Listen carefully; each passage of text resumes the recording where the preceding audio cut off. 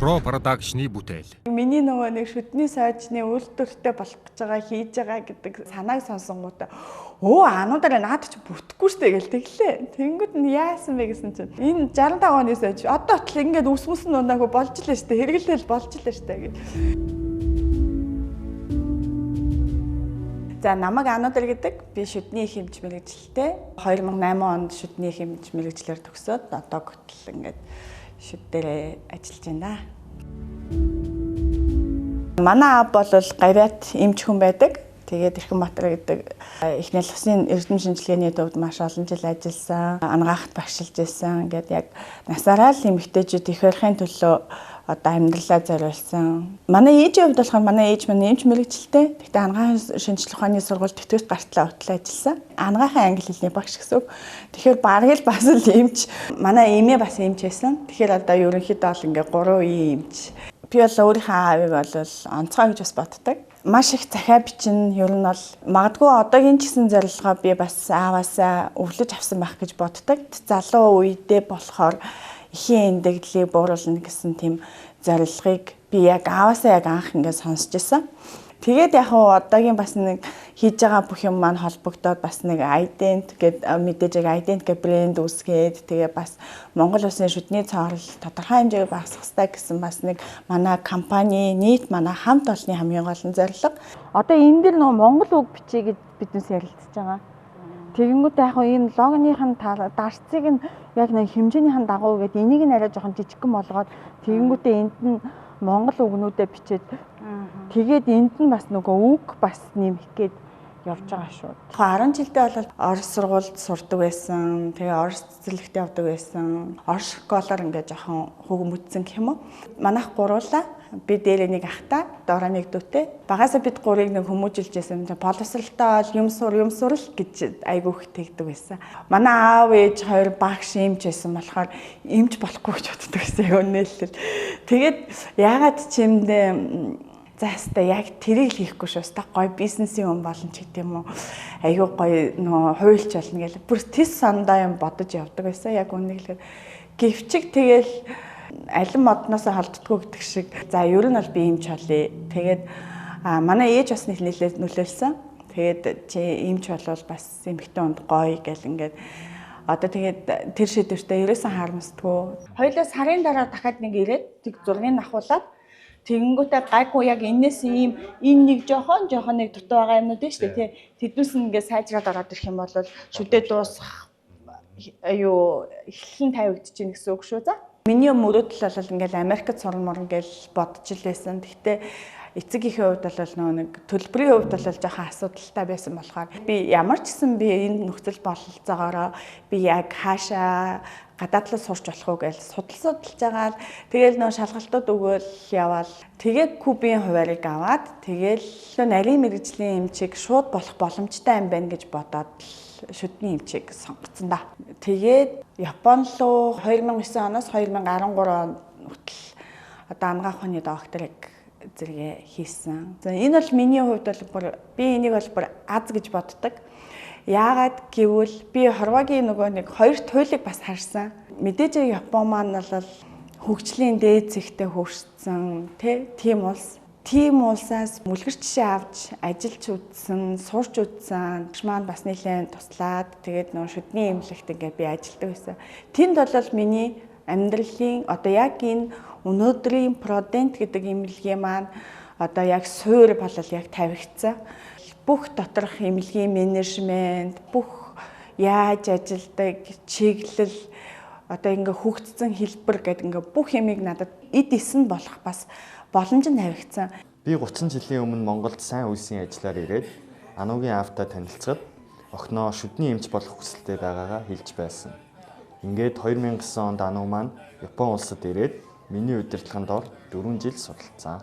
Эрдмийн орой дээр хүн гарна гэж байдгүй гэдэг шүү дээ. Яг л тэрүүн шиг л ингээл биднес тэр орой л мацаж явж байгаа нэгэн баггүй. Миний хүлээлтээр бол шүдний эмч бол анхнаасаа л маш хариуцлагатай байсан. Одоо ч гэсэн маш хариуцлагатай хിവэрээ тэр хүнд бас эрүүл мэнд бэлгэлж байна гэдэг бол миний хувьд бол хийж байгаа хамгийн одоо нөгөө нэг гол ажил болохоор тэр үндсэн дээр бол ингээд яаж ч энэ мэрэгчлэлтэй бүр амар маш их хайртай. Би одоо нөхөр 3 хүүхэдтэй. Манай нөхрийг Булган гэдэг. Өөрөө геологч мэрэгчлэлтэй хүн. Яг манай аав шиг ямиг томоор хардагт айгу таалагдсан. Тэгээд миний бүх мөрөөдлийг, миний бүх одоо ингээ хийж байгаа ажлыг ойлгодог. Би ганцаараа бол хийж чадахгүй. Яг одоо шүдний айдын шүдний соожиг Монголдо үйлдвэрлэе гэдэг тэр үйлдвэрлэлийг хань маань байсан тул да би одоо нэг хамтдаа бит хоёр хийж чадсан. Хүү 2 охинтой. Яг өөрөө шүдний эмч болохоор хүүхдийн шүдэнд бас нэлээд жоохон анхаарна. Цагны үнцэн гэж бас байгаа. Хүүхдтэйгээ ч юм уу, ээжтэйгээ ч юм уу, нөхөртөөгөө ч юм уу 5 минут чин сэтгэлээсээ ярилцах 5 минут хоёрын одоо үнцэн гэж хоорондоо тис өөр байгаа. Тэгэхээр тэр боломжийг айл болох л ашиглахыг боддог. За магадгүй ингээл ажил гэл ингээл хит ингээ явчих юм бол гэр бүлээ орхих ч юм уу те гэр бүлийнхэн асуудлуудыг ингээ шийдэхгүй бас үлдчих магадaltaй болохоор айл болох ингээл бүгднгийн нөгөө нэг ингээ хамттан ингээл менежментлэл явахыг боддог. Оо манайхаа ноён талхагчны өсчний газрыг үзэх юм уу? Ди.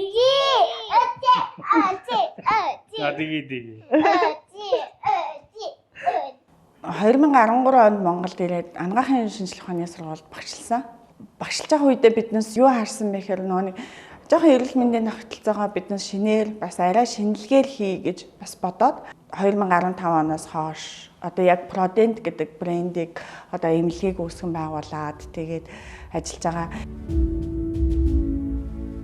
Одоо баг 20 жилийн туршлагатай болох гол юм л да. Гэхдээ энэ туршлага маань бас эргээд дандаа апдейт хийгдэж явах хэрэгтэй. Бас болж байгаа байхгүй.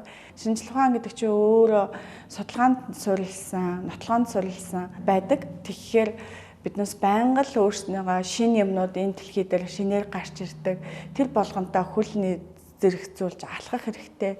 Тэгснээрээ биднээс илүү сайн эмчилгээ хүмүүст үзүүлнэ гэж боддог болохоор одоо ч гэсэн тэгэл зөндөө курсүүдэд суудаг. Гол нь болохоор шүдний эмч маань дотороо лом тавьдаг эмч маань гэж байна. Сувгийн эмчилгээний эмч эндодонт тест гэж тустай байна. Яг нэг нүур амны мэсэлч гэж тустай байна. Дотороо ингээд 6-7 салбар ингээд хуваагдчихж байгаа байхгүй. Тэгэхээр мэрэгжил ингээд тустай болж байгаа болохоор яг тэр нон сектораар одоо яг шүдний эмнэлгийг хөгжүүлэе гэж бас зорьсон.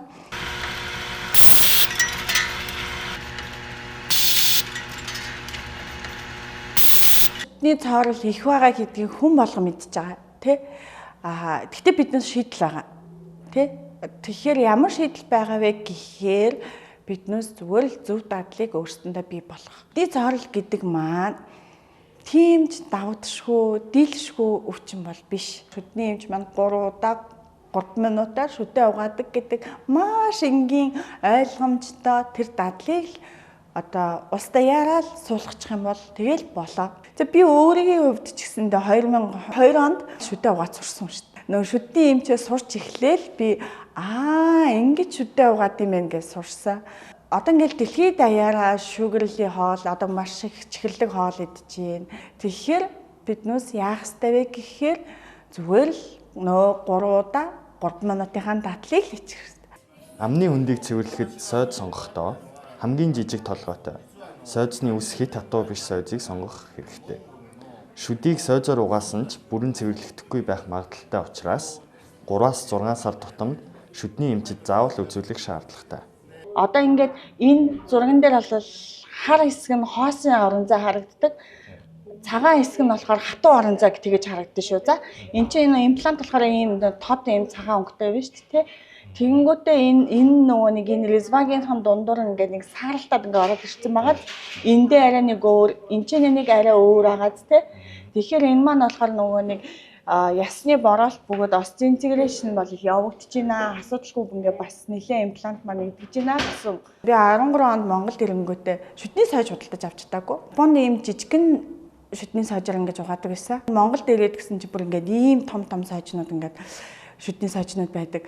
Тэгэхээр би нөх хүүхдийн сойж ингээ аваад ингээ угаадаг. Тэгээ би өөрөө ингээд 12 жилийн турш шүдний сойж Японоос авч угаадаг. Тэгвэл яг одоо нэг үйлдвэрлэлийг хөгжүүлээд шүдний цаарал багасгаж болох юм байна гэж бодоод 24 оны 6 сарын 1-ээс биднээс яг анхныхан бүтээгдэхүүнээ нийт танилцуулаад дөнгөө үзэгүүлэн л та. Гэхдээ яг зориод явж байна.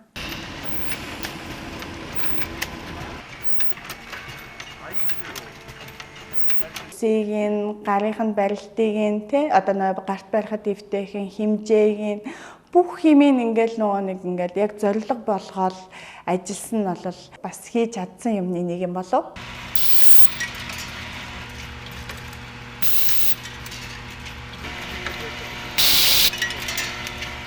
Ident гэдэг маань Японы хэлнээс айш дээр гэдэг үгний айг нь авсан. Тэгэхээр нэг хайр шүд гэдэг утгатай. Яг Монгол хүн болохоор бүгд дандаа бэлэгшээж юмыг боддог. Тэгэнгүүтээ шүдийг хүмүүс хайрладаг болох тэр нэг бэлэгшээж бас бодож Ident гэж өгсөн. Тэгээд давхар бас утга нь болохоор одоо орчин үед цээжлэгдэхэд амар байх гэж бодоод Ident гэдэг нэг одоо химэл оюухан гэж ярьж байгаа шүү дээ. Тэрүүнтэй бас давхцах юм байна гэж бодоод Ident гэдэг нэр өгсөн байгаа.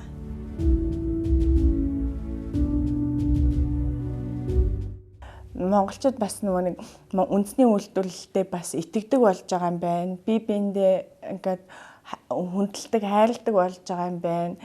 Одоо хийсэн юм үнэлдэг болж байгаа юм байна гэдэг тийм мэдрэмжүүдийг бид хоёр одоо нөхөр бид хоёр хантайгаа өдөр болгон авах чинь аюу гоё.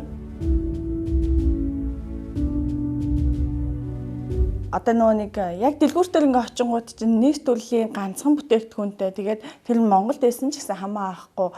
Гэтэ танах ганц байна. Ингээд ер нь буцаагдсан тохиолдлууд нэлээд олон. Бүр яриул маш олон. Аль болох үндэсний үйлдвэрлэлийн ямиг бас авах ёстой юм байна. Тэрүүн дээр бас хууль байгуул бас их зүгээр юм байна гэж бас бодсон. Тэгээ энд нэг айгуу санаа өс нь бол жоохон бүдүүн ус юм билээ шүү дээ. Тэгсэн мэт зөөлөн угаагдсан юм билээ. Тэгэхээр бас шүд цаа угаах магадлал өндөртэй болчиход байгаа байхгүй юу? Би 1965 оны сойжийг харсан. Тэгээд яасан бэ гэсэн чинь яг настал хүн л дээ.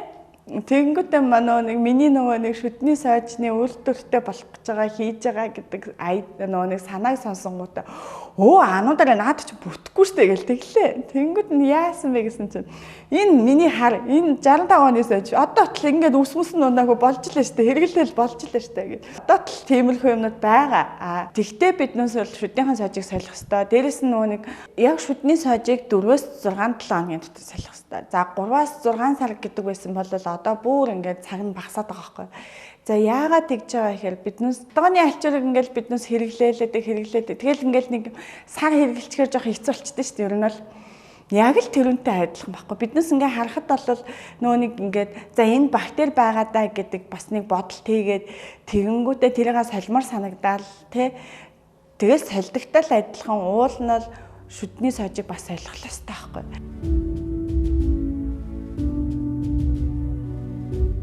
Яг миний хувьд бол яг эмнэлгээ ч юм уу те одоо шүдний сойжныхаа үйлдвэрлэлийг ч юм уу нэг энэ нь алдаа юм байлээ л дээ. Одоо бүх сургалтанд суухаар энэ алдаа л гэж байна. Бизнес гэж хардггүй. Пашн бөгөөд миний мөрөөдөл, миний хүссэн зорилго л гэж би хардаг. Гэхдээ бас бизнес гэдэг чинь бас айгүй хариуцлага.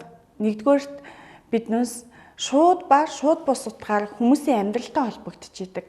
Тийм, ноён далхачны үсчний газар гэдэг нэг хүүхэлтийн кино дээ шүү дээ. Тэрний албан ёсны эрхийг авч байгаа. Би ч нэг 10 хэдэн жил зөвхөн шүдээрээ сурж байгаа л шүдийг яаж имжлэхүүгээ сурж байгаа л гинт нэг бизнест ингээл орсон чинь санхүүгийн мэдлэгтэй байх хэрэгтэй болно, маркетингийн мэдлэгтэй байх болно, хүний нөөцийн мэдлэгтэй байх болно гэд ингээл оронгууд тэгэл суух одоо сургалт байдаг бол бүгдэнд нь суугаал ингээл яваал хийсэн. Асуудлууд бол байна. Асуудлууд байх ёстой гэдэгтээ хүлээн зөвшөөрөх ёстой. Тэгэнгүүтээ тэрийг яаж даван туулах вэ гэдэг сэтгэл зүгэл биднээс байн бэлтжих ёстой юм бэлээ. Би бол шүдний сойж хийж чадна. Гол нь би тэр шүдний сойжроо хүмүүсийг угаалгаснараа урьдчилан сэргийлэх ба шүд зорох өвчнөд тэмцэж чадна гэдэг л надад бодол төрсөн. Энэ ident brand, prodent brand дээр ингээ миний үйл одоо үзэл шингэсэн юм маань гэх юм бол энэ л ах л та тий.